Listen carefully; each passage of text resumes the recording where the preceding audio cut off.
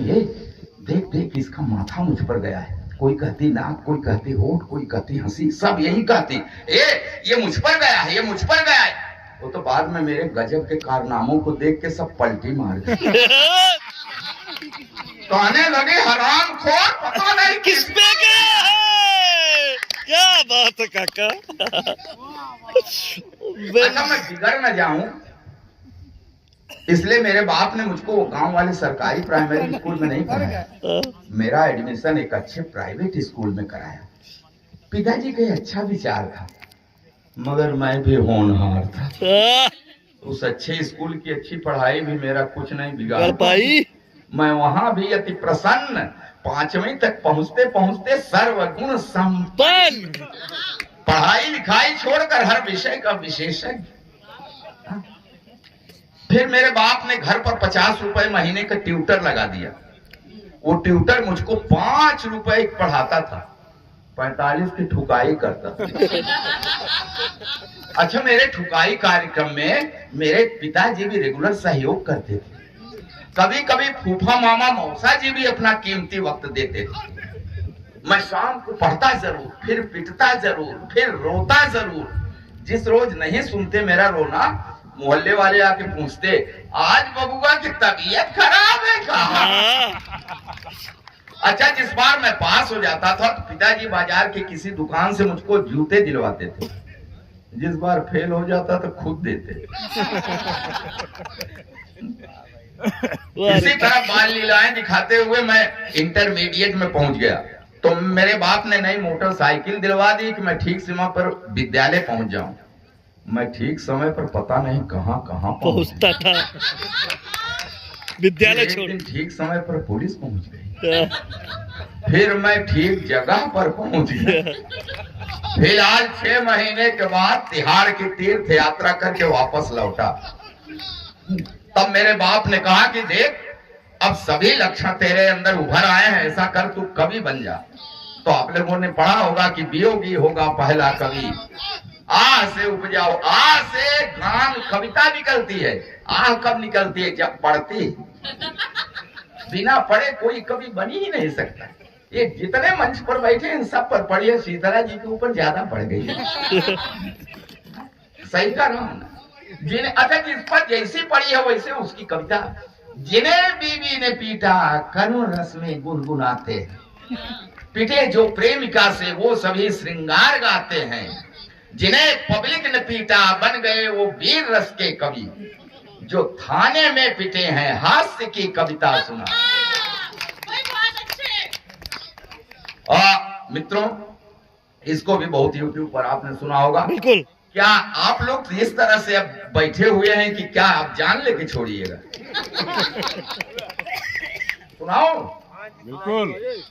अब दारू वाली कैंसिल कर दीजिए, नहीं तो फिर कहिएगा कि हाँ दारू देखिए वो प्रचलित है तो वही फिर सुना रहे हैं। सुनिए नहीं सही सर। हाँ अब सुनिए।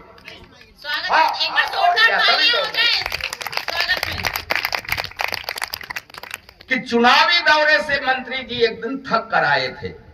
मैं ऐसा कवि हूं, एक शब्द भी किसी पार्टी, किसी तरह की पॉलिटिक्स या पॉलिटिक्स को समग्र रूप में देख करके मैं पॉलिटिक्स पर लिखता हूं। ये पॉलिटिक्स पर ही है, लेकिन आप देखिए कि किन संदर्भों को खींच करके मैंने ये व्यंग किया है। आदरणीय डंडा जी बहुत अच्छा आप लिखते हैं, आपकी लेखनी मजबूत है भाई।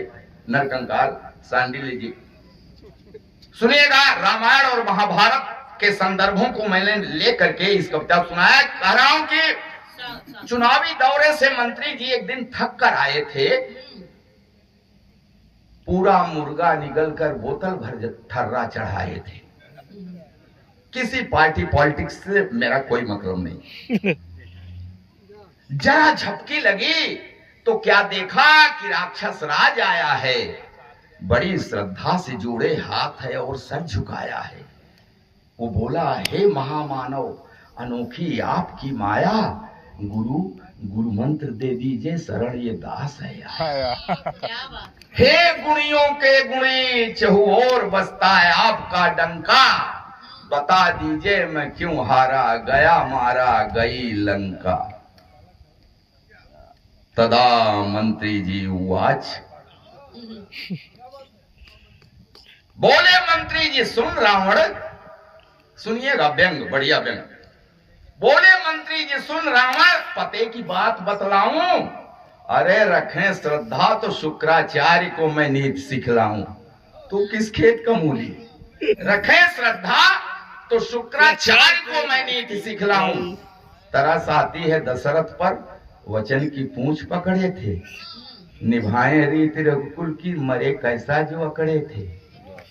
रावण सुन वचन का जो हुआ पक्का, वो बोया राह में कांटे, सफलता उसको मिलती सुबह थूके शाम को चाटे। क्या बात है, क्या नहीं, मैंने तो ऐसा नहीं कहा था, मेरे कहने का गलत अर्थ लगाया गया। कोई भी पार्टी, कोई भी सरकार, अच्छा जरूरत क्या थी बंदर से उलझने तुम जलाने की, छीछा लेदर कराने की और अपना घर फुकाने की? वो था खूंखार तो उसको पक्ष में अपने मिला लेते, न होती हार गर हनुमान को मंत्री बना देते।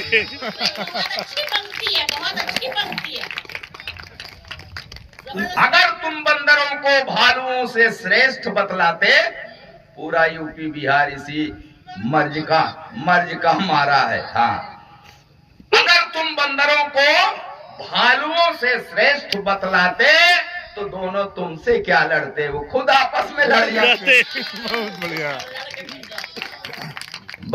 बंदरों में बंटवा देते साड़ी और कंबल। तुम्हारे होते भालू भी जो पीते दारू की बोतल। कोई चेला तुम्हारा पुल का गर ठेका लिया होता, ऐसी गलती। कोई चेला तुम्हारा पुल का गर ठेका लिया होता, कच्ची सरिया मसाला 1.15 का लगा होता, तो डूबती राम की सेना दूर से तुम भी मजा लेते। इसमें सुग्रीव और अंगद की साजिश है, बता दे। बहुत बढ़िया, बहुत अच्छे। क्या बात है, वाह भाई वाह। सुग्रीव के भाई को और अंगद के बाप को तो मारा था राम ने, तो इसमें सुग्रीव और अंगद की साजिश है, बता देते। चौकड़ी 4 में तुम बस तीर और तलवार चमकाए। 4 चौकड़ी मतलब कि एक लंबे पीरियड तक रावण ने शासन किया। तो मंत्री जी ने डांटा कि बेवकूफ, चौकड़ी 4 में तुम बस तीर और तलवार चमकाए। अरे हमको देखो, हम 47 से हम सीधे AK-47 पर आए। जो चलती AK-47 तो जटायु जिंदा बच जाता, न जिंदा बचता तो कैसे पता सीता का बतलाता। अरे तुम्हारी ही थी ना समझी, तुम्हारा दोस्त था सारा। कटेगी नाक निश्चित, गर्भहन घूमेगी आवारा। क्या बात है, क्या बात है, बहुत बढ़िया। और बहन की नाक कट जाने से इतना तिल मिलाए थे, कितनी महंगी पड़ी जो तावबाजी तुम दिखाए थे।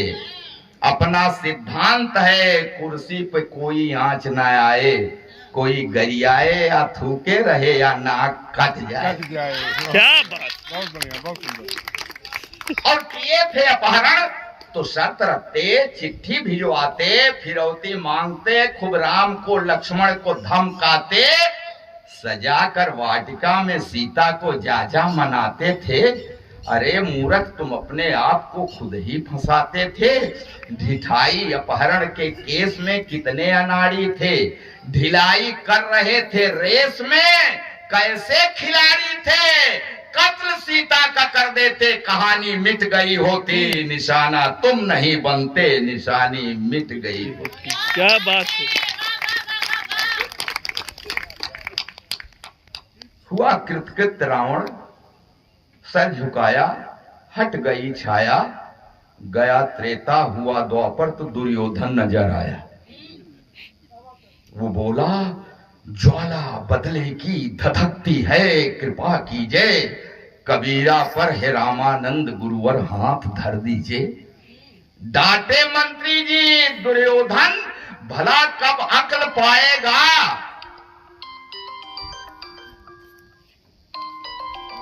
अरे लुकाठी है कबीरा कर, तू मेरा घर फुकाएगा और बनाकर मुझको रामानंद बनेगा चेला अनजाने।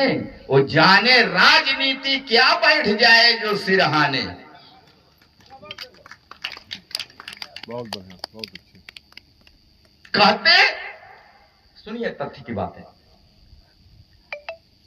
मंत्री जी डांट रहे हैं दुर्योधन को कि कहते कह कह पलट जाते, ये सस्ता सहज धंधा था, अपने घर का था न्यायालय, स्वयं जब न्याय अंधा था।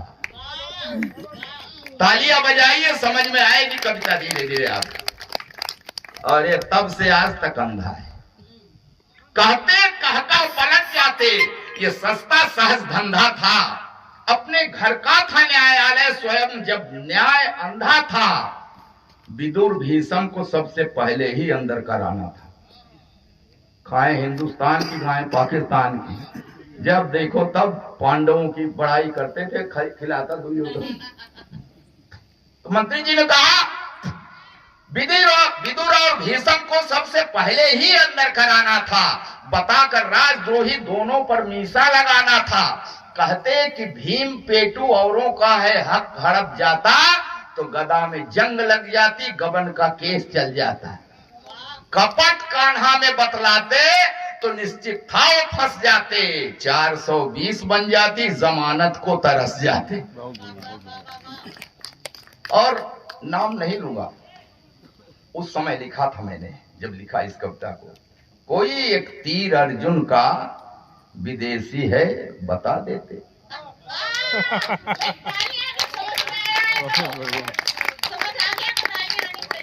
ये प्रकरण उस समय बड़ा जल रहा था, तब लिखा मैंने कि कोई एक तीर अर्जुन का विदेशी है बता देते, जब्त गांडीव कर लेते और पोटा में फंसा देते। तब मैंने लिखा कि डरो इनसे मगर भजो इनको, यह निष्काम की मूरत, इनकी सीरत में रावण है इनकी राम की सूरत। इनकी आप सभी को हृदय से धन्यवाद, साधुवाद, धन्यवाद।